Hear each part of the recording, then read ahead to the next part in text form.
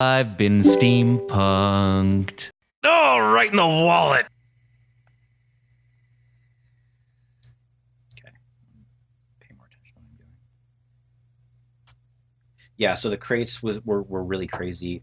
These actual like elevators and things are weird. There's like this weird time slowdown. Like when they would go up, it would lag the entire game, but only it wouldn't do it the first time you played a level. But if you restarted that level, it would. And so it doesn't appear to be doing that on your computer, but it something to do with memory storage or anything like that? Or? These are all like just giant flash movie clips that are literally like being slid up and down. So they're actually just going off the screen a whole bunch. So, as is the way you do in Flash. Mm-hmm.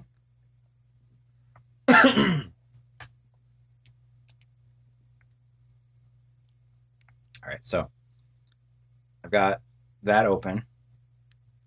Now I want to get this guy up as high as possible and then land on the seesaw. So then your last guy is going to stand and wait. It's all going to be worth it. It's going to be so satisfying when this works. I love this mechanic. Like, of all the mechanics I thought of, that's really fun to launch yourself up super high. Hey, this level I think I took out because it's not fun at all. So you had mentioned another dev. Did you work on this with someone else, or the other dev worked on the Johnny Test version. Oh, okay. She altered the art. All right. Oh, I'm trapped forever. The artist for this game was a Romanian guy I just met through Flash Game License. Oh, cool. So like exactly 12. Oof. My art was not great, and it wasn't even my pixel art that you see in Mechagami. It's just, I think you could probably see pictures of it somewhere.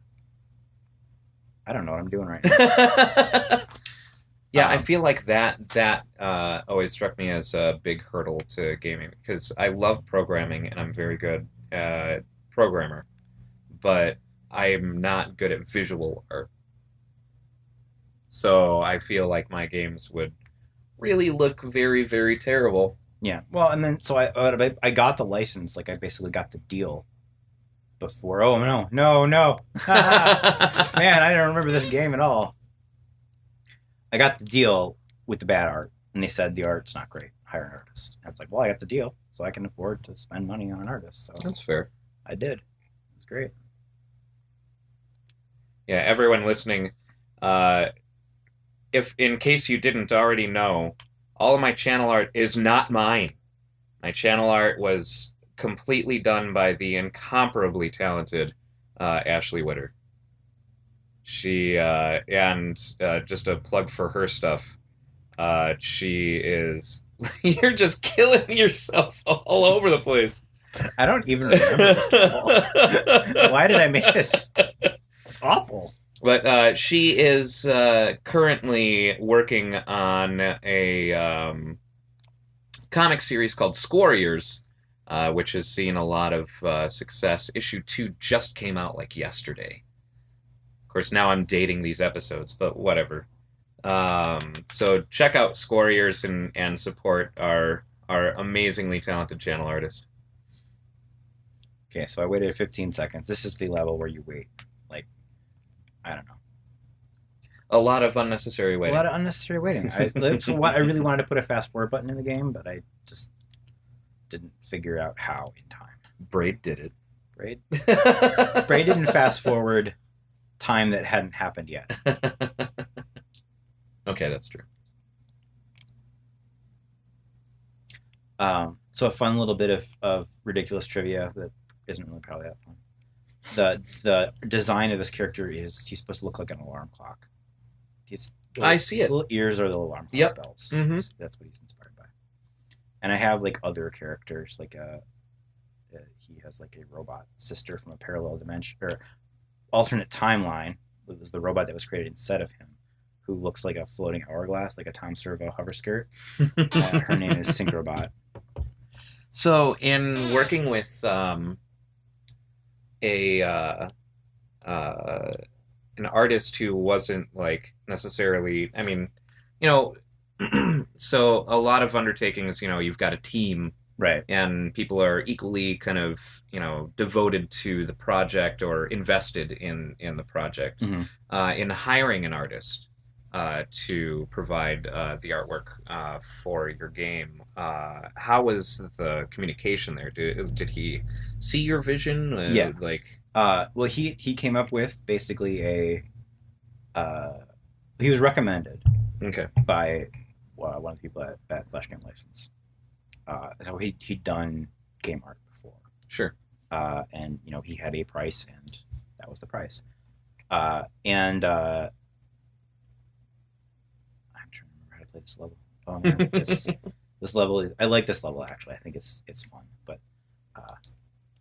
it's called weighted companion bomb. So you have to use that explosive device to get through the level. And blows up. Yeah, basically like you use the fact that it explodes and disappears by itself. Sure. But I have to remember how to do it. Yeah, so I basically just gave him the Flash like FLA, and he put art in it. Oh, really? Yeah, and you know, I there was some pushback on some of the stuff he did, like or not. You know, I don't know.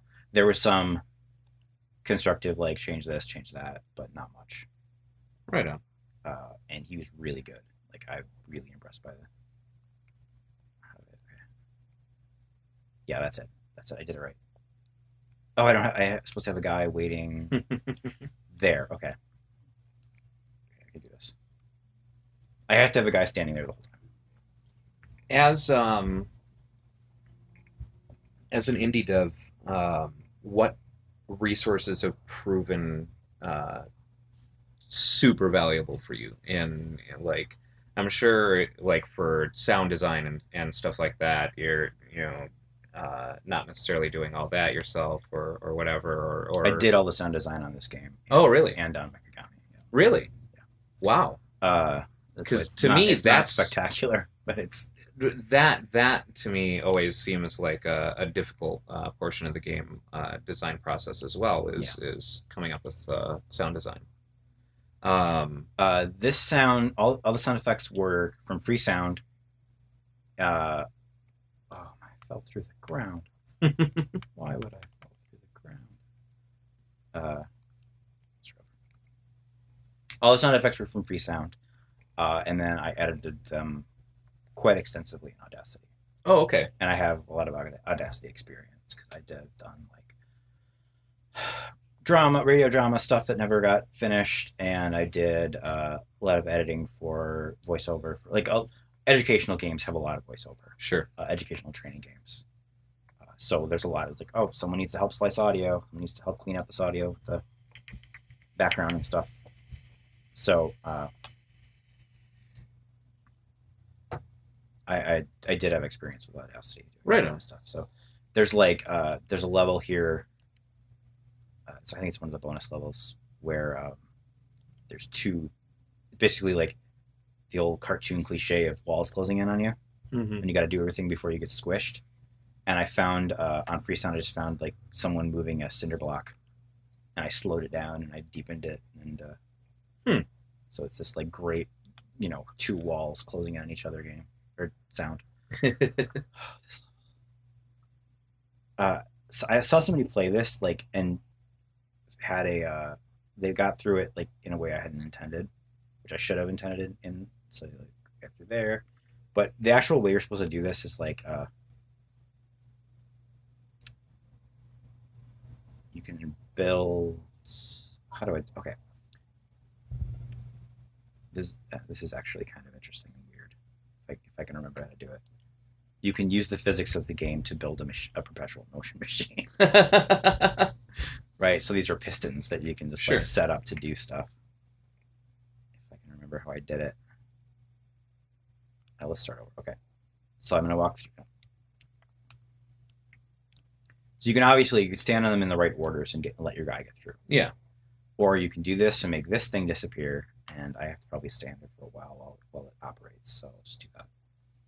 And then I'm pretty sure those buttons make the platforms that the boxes are on disappear in certain orders, so that they'll like alternate and create this like piston system that you can use to get out to go through. So I'm gonna do like about 30 seconds, and then I'm gonna go, okay, let's go. Yeah, so I've watched people like play this game and beat levels in ways I hadn't intended, which is, I think, what you want to happen as a puzzle game designer. Here we go. I would think that would be fascinating to. Oh, definitely. Oops, I broke it. I did it and then I broke it. Okay. So it should work. I just take any one of these, pop it down. And now it will just do that forever. Well, until the guy leaves. Oh, yeah.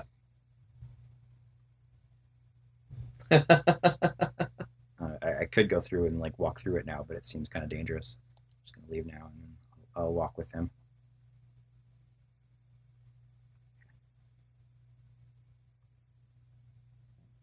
Could also have done this by standing on the button instead of picking up the box. Sure. And moving it, I think. There we go. Huh.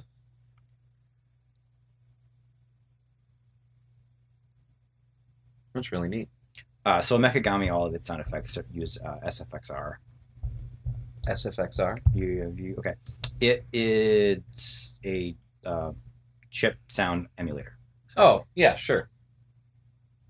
And it's set up specifically for game developers. So it's got like, hit this randomizer to create a sound of picking up a coin. And then it has a random sound that could be used to pick up a coin. Oh, cool. This one, you can do this one by stacking boxes and whatever, but the idea here is that freeze time if they fall. Nice. One guy. Yeah.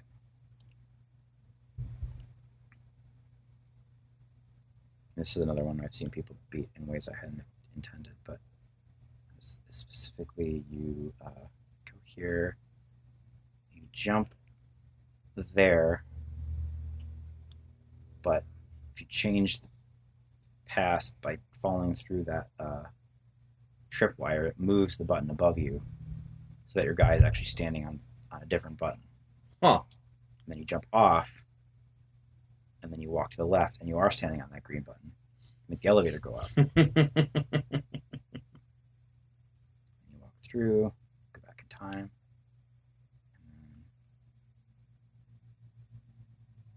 Interesting.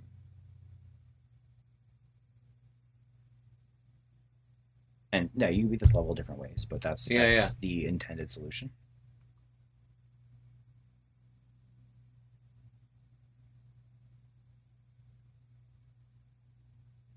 I hope that that goes away. Yeah, it does. Okay. And then yeah, Nice. 2 guys. So, what other kind of resources have been, instrumental for you in either working out problems or good communities?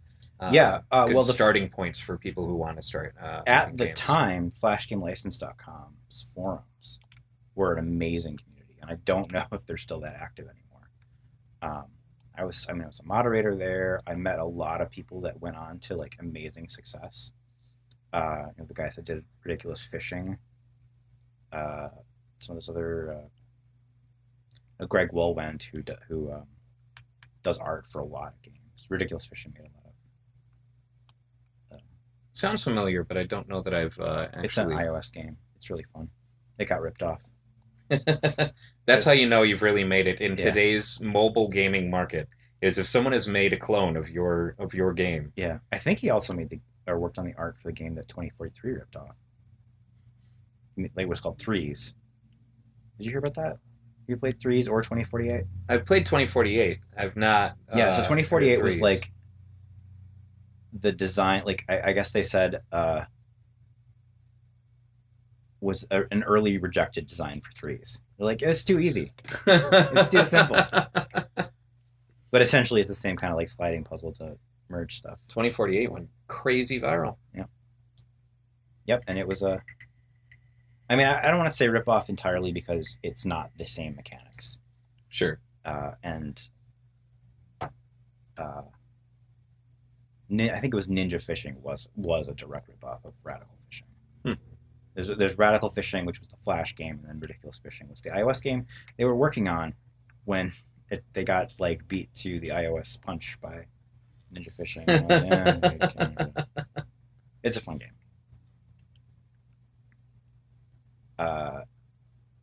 So I met Greg Wolin there. I met some real. I talked to Terry Kavanaugh a little bit there when he was just about to go Rockstar, and you could tell he was because he was working on VVV and people were playing it. It's like, so I got to play early builds of VVV. It's like, oh my god, this is gonna be incredible. There's one part of that game that stands out, I'm sure, for everyone, and it's I can't remember the series of titles for the Screams, but it was doing things the hard way. I think so. That's the first one. Then it's Veni Vidi Vici at the end. Yes, where you have to go up and back down across several screens. Yeah, totally optional puzzle. You don't have to. Yeah, do it. totally optional, but goddamn. Oh my god. Yeah, I still one of my favorite parts of that game. I still have the screenshot of when I did that. Yeah, that was like probably one of the most rewarding, though frustrating, through the process. Yeah. It's like every step you're like, oh, I was just that close. And that's one thing that game does very well. Yeah. Is not frustrating you to the point of rage quitting. Right. It's, you always feel like you can see how to solve it. And so you always have that hope. Right.